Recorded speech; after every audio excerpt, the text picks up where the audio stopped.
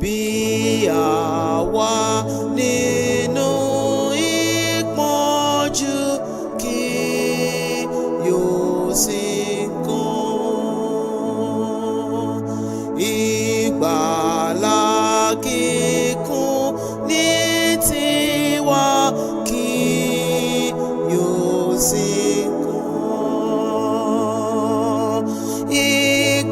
Ìgbẹ́kẹ̀lé Ọlọ́run dùn gbígbé nínú Kristi lérè, ẹ̀mí sísọ wọ́n di mímọ́ kó lè sí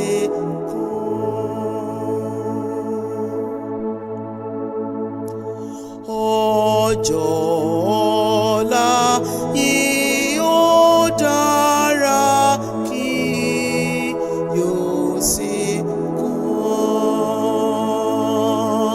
Gbàgbọ́ lè kọ́ rínú pọ́njú kí yóò sì kún. Àgbẹ́kẹ̀lé fẹ́ Baba wa Jésù.